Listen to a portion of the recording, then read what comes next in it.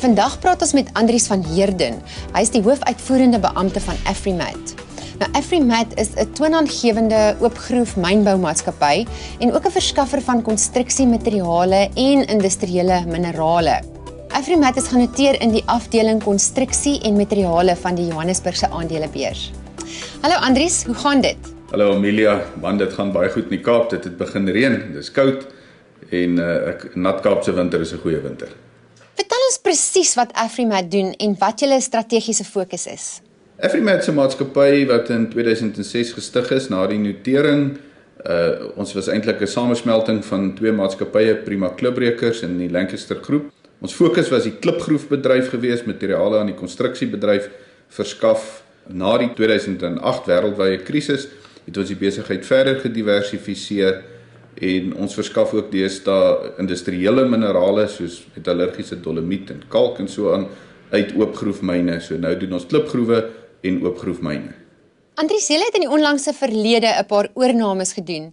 Vertel ons asseblief van die sinergieë daarvan, hoe dit inpas by julle strategiese langtermynbeplanning en dan ook baie belangrik, daar moet heelwat finansiële dissipline aan die dag gelê word wanneer oornames gedoen word. Vertel ons presies hoe julle dit doen.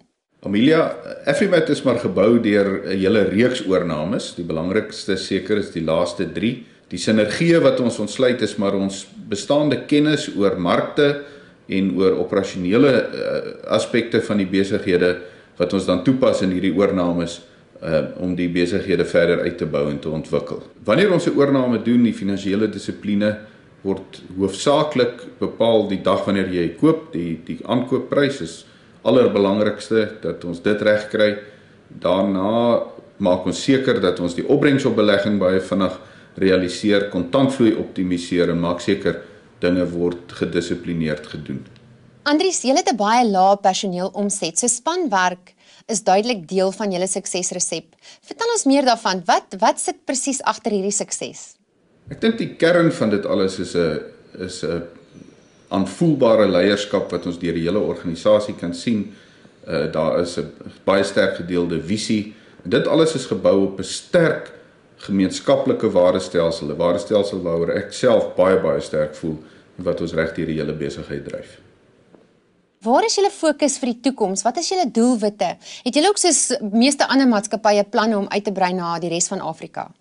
Amelia, ek dink ons fokus vir die toekoms is op 2 bene gebou. Die een is om die ou klipgroef besigheid, die ou konstruksieminerale of konstruksiemateriale besigheid gesond te hou om te sorg dat ons 'n goeie basis het.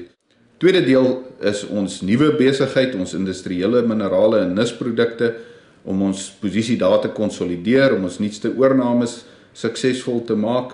Die laaste deel van ons strategie is om die besigheid ook geografies verder uit te bou. Afrika is definitief 'n teiken vir ons. Hoewel op die oomblik die Engelse gebruik die woord 'n feeding frenzy, ons sien dit in Afrika op die oomblik, die hele wêreld op Afrika toesak.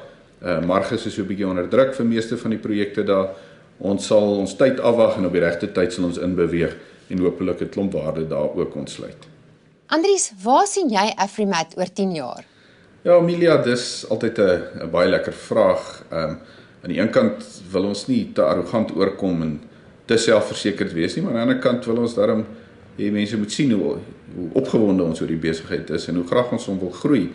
En ons sal hom graag nog heel wat groter wil sien. Ons sal dalk, voor ek nog aftree, eendag die besigheid op die JSE se top 40 wil sien. Heel wat groter as wat hy vandag is. Baie dankie Andries, soos gewoonlik baie lekker om met jou te praat. Hoewel Afrimat eintlik 'n mynboumaatskappy is, vorm dit deel van die konstruksiesektor wat 'n baie sikliese sektor is.